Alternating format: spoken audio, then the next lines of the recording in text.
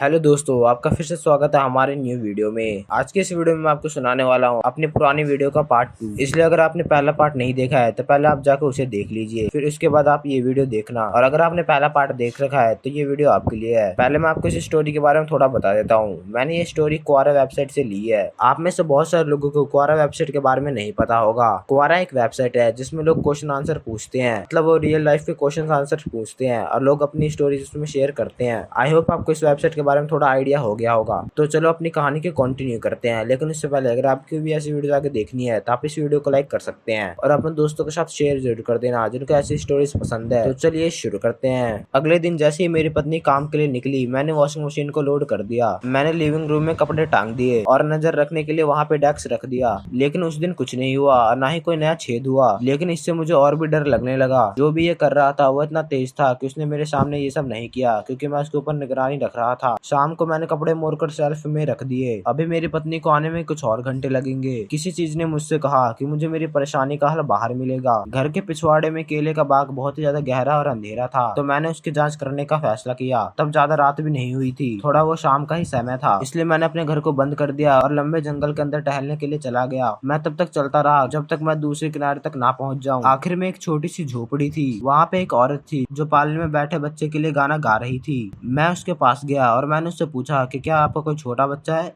लगभग 8 से 10 साल का, और उसकी ऊंचाई 3.5 फीट होगी ना? लेकिन नहीं, वो बच्चा उसका इकलौता बच्चा था। उसका जो पति था वो उसी बाग की देखभाल करता था, मतलब वो बाग है जो भी गार्डन टाइप था, वो उसकी देखभाल करता था और वो वहीं पे रहते थे। मैं उसे अब और परेशान नहीं करना चाहता था, इसलिए मैं अपने घर की ओर चलने लगा। वापस चलते समय मैंने अपने दोनों हाथ पेड़ों को सहलाने के लिए हिलाए। मुझे यह अच्छा लगा। फिर मुझे अचानक से कुछ एहसास हुआ कि मेरे हाथों पर घाव हो गया है, क्योंकि पेड़ों पर तेज कट लगे हुए हैं और सभी पेड़ लगभग 3.5 फीट की ऊंचाई पर थे। मेरा दिल जोर से धड़क रहा था। मैंने स्पीड पकड़ी और अपने घर चला गया। मैंने सोचा कोई बच्चा शरारत कर रहा है, कोई 8 साल का लड़का या कोई लड़की। लेकिन मेरे दिमाग में ये चल रहा था कि वो मेरे बंद घर में कैसे घुस सकता है। फिर मैंने सोचा पक्का ये कोई बच्चा ही होगा, मैं उस बच्चे का पता जरूर लगाऊंगा। मैंने आसपास के बच्चों पर नजर रखने का फैसला किया। कई सप्ताह बीत गए लेकिन मैंने किसी को भी कुछ भी अजीब करता हुआ नहीं पाया। पर लेकिन मेरे कपड़े फटते रहे, और ये अब सिर्फ कपड़ों पे ही नहीं थे, मेरे घर पे भी चारों तरफ खरोंचें दिख रही थी और वो सब एकदम सेम हाइट पे थी। एक दिन मेरी इंटरनेट केबल कट गई और जो वो कट था वो जमीन से 3.5 फीट की ऊंचाई पर लगाया गया था। मैं अब तक बहुत ज्यादा घबरा चुका था। आखिरी चीज जो मैं चाहता था,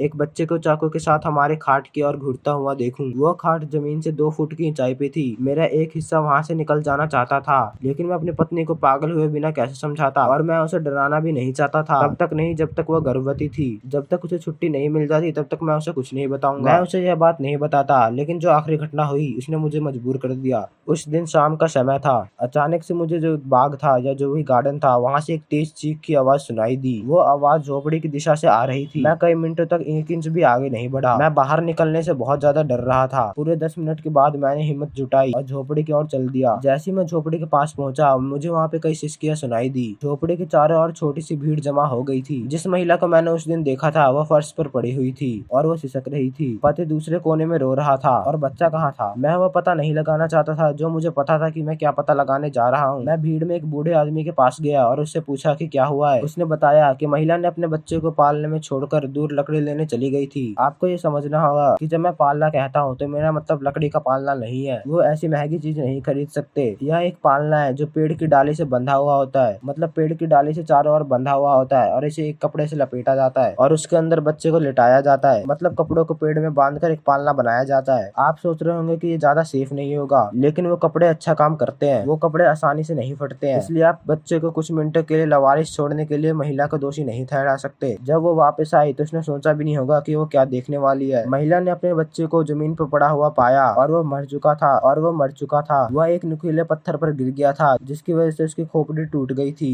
मैं वहाँ पे और देर खड़ा नहीं हो सकता था। उसका पति उस पर चिल्लाने लगा था। वो बार बार चिल्ला के यही बोल रहा था कि तुमने मेरे बच्चे को मार डाला। रोती बिखलाती माँ बार बार यही कह रही थी कि जब वो उसे छोड़कर गई थी तो नीचे कोई भी पत्थर नहीं था। वह बार बार यही चिल्ला रही थी कि किसी ने जानबूझकर कपड़ा फाड़ा है, और वह यह भी कह रही थी कि वो साड़ी नहीं थी और वो अपने आप नहीं छूट सकती। मुझे अपने अंदर एक अजीब सा डर महसूस हुआ। मैंने घूमकर डाली की ओर देखा। बच्चा शायद जमीन से 1 फुट ऊपर लटका हुआ होगा। यह मौत का कारण बनने के लिए पर्याप्त नहीं है जब तक कोई जानबूझकर नीचे नुकीला पत्थर ना रख दे और कपड़ा ना फाड़ दे। मैंने बीमार की तरह महसूस किया। मुझे कपड़ा देखने की जरूरत नहीं पड़ी, मुझे पता था उसमें क्या मिलेगा। कट जमीन से 3.5 फीट ऊपर लगाया गया होगा। मैं तेजी से घर भाग गया। मैंने अपने मन में कहा, हमें तुरंत यहाँ से निकलना होगा। मैं अपने बच्चे को उस घर में कभी भी नहीं ला सकता था। मैंने अपना कुछ सामान पैक कर लिया। फिर जब मेरी पत्नी लौटी तो मैंने उसे बताया कि मेरी माँ की तबीयत खराब है और हमें तुरंत चेन्नई जाना होगा, और हम अब यहाँ पे हैं, चेन्नई वापस जाने वाली ट्रेन पर। मेरी पत्नी सोच रही है कि शायद हम कुछ दिनों में वापस आ जाएंगे, लेकिन ऐसा नहीं होने वाला है। 2 सप्ताह बाद उसकी छुट्टी चालू हो जाएगी। मुझे तब तक उसे वहाँ पे रोके रखना है। मैं बाद में कोई ना कोई रास्ता निकाल लूंगा,